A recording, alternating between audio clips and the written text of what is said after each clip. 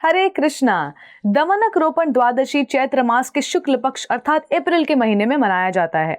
ये त्योहार जगन्नाथपुरी धाम में बड़े ही धूमधाम से मनाया जाता है। जगन्नाथ और बलराम के श्री विग्रहों को जगन्नाथ वल्लभ मठ तक शोभा यात्रा के दौरान ले जाया जाता है, जहां विग्रहों को जगन्नाथ वल्लभ गार्डन यानी बगीचे से दमनक अर्थात दायना की पत्तियां चढ़ाई जाती हैं। पुरी के प्रसिद्ध जगन्नाथ मंदिर यानी श्री मंदिर में एक रिचुअल फॉलो किया जाता है।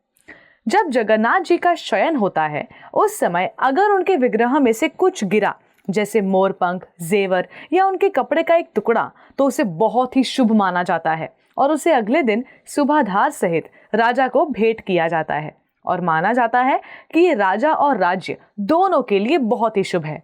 राजा भी आदर सहित उसे स्वीकार करता है।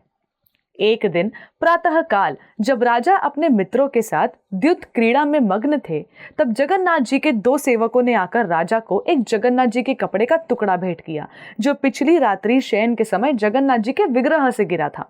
अब क्योंकि राजा का दाहिना हाथ द्युत क्रीड़ा में व्यस्त था, तो उन्होंने बिना सोच विचार के बाएं हाथ से उस दिव्य कपड़े को ले लिया, जिसके पश्चात जगन्नाथ जी के सेवक राजमहल से चले गए। राजा ने उस श्री प्रसाद के ऊपर ध्यान नहीं दिया और उसे नीचे ही छोड़कर द्युत क्रीड़ा में दोबारा व्यस्त हो गए।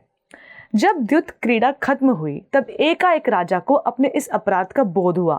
वो सोचने लगे कि मैं द्युत क्रीड़ा में इतना व्यस्त हो गया कि भगवान श्री जगन्नाथ के इस दिव्य शुभ संकेत प्रसाद के ऊपर मैंने ध्यान नहीं दिया और उसे बाएं हाथ से बिना आदर के साथ स्वीकार किया और नीचे ही रख दिया। मुझसे बहुत बड़ा पाप, बहुत बड़ा अपराध हो गया है। अब मैं कैसे इस अपराध से मुक्त हो सकूंगा? मैं क्या प्रायश्चित करूं कि मुझे भगवान जगन्नाथ की कृपा दोबारा प्राप्त हो? इस ऐशो आराम का क्या महत्व जब मैं इंद्रिय तृप्ति में इतना मग्न रह गया कि मैं द्युत क्रीड़ा को जगन्नाथ जी के प्रसाद से ज्यादा जरूरी समझने लगा और सही आदर प्रकट नहीं किया। ऐसे पश्चाताप करते हुए राजा ने भोजन ग्रहण नहीं किया और किसी से कुछ भी नहीं कहा। उन्होंने पूरे एक सप्ताह उपवास रखा और किसी से कोई बातचीत नहीं की। फिर आखिरकार राजा ने अपने मन में यह निर्णय लिया कि क्योंकि उन्होंने जगन्नाथ जी का प्रसाद बाएं हाथ से लेने का अपराध किया, तो वे अपने इस बाएं हाथ को काटकर फेंक देंगे। पर यह प्रायश्चित वे करते कैसे? सोच विचार करके राजा को एक युक्ति सूझी। उन्होंने अपने एक मंत्री को बुलाया और कहा कि प्रतिदिन रात्रि में जब मैं सोने जाता हूं तब मुझे बहुत भय लगता है, क्योंकि मेरी खिड़की में से एक भूत का हाथ आता है और मेरी खिड़की में से अंदर घुसने की कोशिश करता है। तब मंत्री ने बहुत सारे तांत्रिकों को बुलाया और इस भूत को भगाने की पूजा करवाई और फिर आकर राजा से पूछा कि अब भी उन्हें ऐसा कुछ महसूस हो रहा है। तब राजा ने उत्तर देते हुए कहा कि इन तांत्रिकों की पूजा का कोई फायदा, कोई फल नहीं मिला है। अब भी भूत का हाथ रात्रि में दिखाई पड़ता है। तब मंत्री ने कहा, हे राजन, आज रात्रि में आप अलग कक्ष में शयन करिए। मैं रात भर हाथ में तलवार लिए जागरण करूंगा और स्वयं देखूंगा। अगर हाथ आएगा तो उसे काट दूंगा। ये बात सुनकर राजा को अच्छा लगा और वे तुरंत दूसरे कक्ष में चले गए। मध्य रात्रि में मंत्री ने देखा कि एक हाथ खिड़की में से अंदर आ रहा है और बिना देर किए उसने वो हाथ काट दिया और रात भर उसी कक्ष में पहराधारी की। अगले दिन सुबह मंत्री वो हाथ लेकर राजा के पास गया और राजा ने प्रसन्न होकर मंत्री को उसकी बहादुरी के लिए बख्शीश भी दिया। फिर अचानक से मंत्री ने देखा कि राजा का बायां हाथ नहीं है और वो चीख चीख कर रोने लगा और कहने लगा कि मैंने तो भूत समझकर आपका हाथ काट दिया। मेरे जीवन का अब कोई मतलब नहीं है। मैंने आपको कितना दुख पहुंचाया होगा। जिन्होंने मुझे आश्रय दिया उसी राजा का मैंने हाथ काट दिया। तब राजा ने अनेकों प्रकार से मंत्री को समझाया और सांत्वना दी और अपने अपराध का प्रायश्चित कह सुनाया।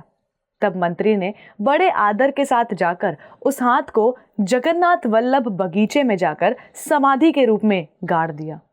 फिर बड़े दुख के साथ वे राज्य महल पुनः लौटा। जगन्नाथपुरी के मंदिर का एक रूल है, किसी को अगर कोई डिफेक्ट है तो वो सेवा नहीं दे सकता।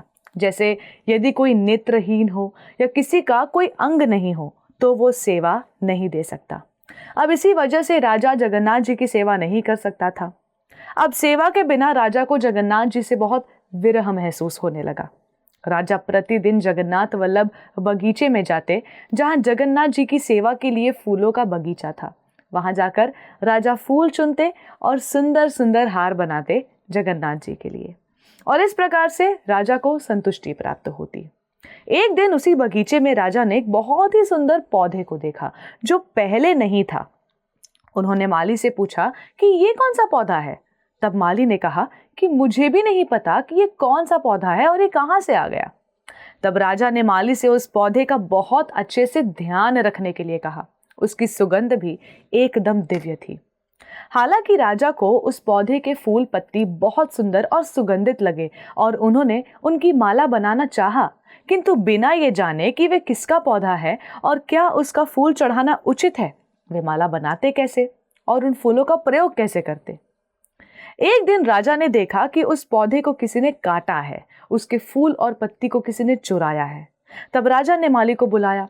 माली ने कहा कि मैंने बहुत प्रयास किया चोर को दौड़ाने का, किंतु मैं असफल रहा। राजा ने माली को इस गैर जिम्मेदारी के लिए मृत्यु दंड देने की घोषणा की। उन्हें लगा कि माली स्वयं उन पौधों के फूलों को और पत्तियों को तोड़ रहा है और असत्य बोल रहा है। फिर माली को जेल में डाला गया। माली ने रोते हुए जगन्नाथ से प्रार्थना की, हे जगन्नाथ, मैंने आपके बगीचे का बहुत ही ईमानदारी से ख्याल रखा है, मेरी कोई गलती भी नहीं है, कि आप फिर भी मुझे राजा द्वारा मृत्यु दंड देना चाहते हैं। जगन्नाथ जी भगवान माली की प्रार्थना सुन लेते हैं और राजा के स्वप्न में आकर राजा से कहते हैं, जिस प्रकार तुम मेरे भक्त हो उसी प्रकार से ये माली भी मेरा अनन्य भक्त है, उसकी कोई गलती नहीं है। तुमने वो पौधे के फूल मुझे चढ़ाए नहीं क्योंकि तुम्हारे मन में हल्की हल्की शंकाएं थीं, लेकिन मुझे वो पौधे के फूल और उसकी पत्तियां बहुत ज्यादा प्रिय हैं और वो पौधा मेरे लिए अति विशेष है, इसलिए मैं स्वयं आकर उसकी चोरी कर रहा था। अब मैं तुम्हें बताता हूं कि मुझे वो पौधा इतना प्रिय क्यों है। तुमने जो अपना हाथ कटवाया था प्रायश्चित के रूप में, उस हाथ को तुम्हारे ही एक मंत्री ने जाकर मेरे बगीचे में आदर सहित समाधि स्वरूप गाड़ दिया था। तुम्हारी इस अनन्य भक्ति और प्रेम को देखकर मैं बहुत प्रसन्न हुआ था, और जहां वो हाथ गाढ़ा था मैंने उसको इस दिव्य सुगंधित पौधे के रूप में बना दिया। इसलिए मुझे ये फूल तुम्हारे भक्ति की याद दिलाते हैं और इसलिए मुझे ये पौधा बहुत प्रिय है। इसमें माली का कोई दोष नहीं है, तुम उसे छोड़ दो। मैं तुम्हें आशीर्वाद देता हूँ कि तुम्हारा बायां हाथ कल सुबह फिर से आ जाएगा और तुम पुनः मंदिर में आकर मेरी सेवा कर सकोगे। आज से इस माली का नाम होना चाहिए दायना माली। कल चैत्र मास के शुक्ल पक्ष की चतुर्थी तिथि है। कल मैं दायना माली के हाथों से दायना पुष्पों से सुसज्जित होना चाहता हूँ। कल तुम एक उत्सव का आयोजन करो जहां मैं उन पुष्पों को चोरी करने जाता हूं, और हर साल इस तिथि को इस उत्सव का आयोजन करो और इस दिन दायना पौधे का रोपण भी करो मेरे बगीचे में। तो इस दिन को दमनक रोपण द्वादशी के नाम से जाना जाएगा। इतना कहकर भगवान जगन्नाथ राजा के स्वप्न में से अंतर्ध्यान हो गए।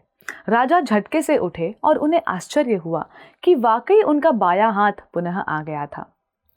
प्रेम के अश्रु बहाते बहाते राजा बारंबार जगन्नाथ जी को याद करते हुए उन्हें प्रणाम करने लगे। उन्होंने तुरंत अपने मंत्री को बुलाया और माली को जेल से छोड़ने का आदेश दिया और पूरा स्वप्न कह सुनाया। फिर जगन्नाथ जी का दायना पुष्पों और पत्तियों से श्रृंगार हुआ और उसका उत्सव मनाया गया, और जगन्नाथ बलदेव सुभद्रा मैया के उत्सव विग्रहों को जगन्नाथ वल्लभ बगीचे में ले जाकर दायना पुष्पों की चोरी की लीला का उत्सव भी मनाया गया। उस समय से लेकर आज तक हर वर्ष जगन्नाथपुरी के मंदिर के पास जगन्नाथ वल्लभ गार्डन में चैत्र मास के शुक्ल पक्ष की चतुर्थी तिथि पर इस उत्सव का भव्य आयोजन होता है, जहां जगन्नाथ बलदेव दायना पौधों यानी दमनक पौधों के पीछे छुपकर फूल चुराने की लीला करते हैं। पौधों का रोपण होता है और जगन्नाथ जी का दायना पुष्पों और पत्तियों से अति सुंदर श्रृंगार किया जाता है। राजा की भक्ति कितनी अनन्य थी और भगवान जगन्नाथ भी अपने भक्तों की भक्ति का कितना आदर करते हैं। आज के दिन हम पूर्ण पुरुषोत्तम भगवान श्री जगन्नाथ जी से यही प्रार्थना करते हैं कि हमारे हृदय में भी उनके भक्तों की कृपा से सच्ची अनन्य भक्ति का संचार हो। धन्यवाद। हरे कृष्णा। ऐसे ही और भक्तिमय कार्यक्रमों के लिए देखिए हरे कृष्णा टेलीविजन और इसे प्राप्त करने के लिए आप अपने केबल अथवा DTH ऑपरेटर से संपर्क करें तथा और अधिक जानकारी के लिए आज ही डायल करें 7666 839 839।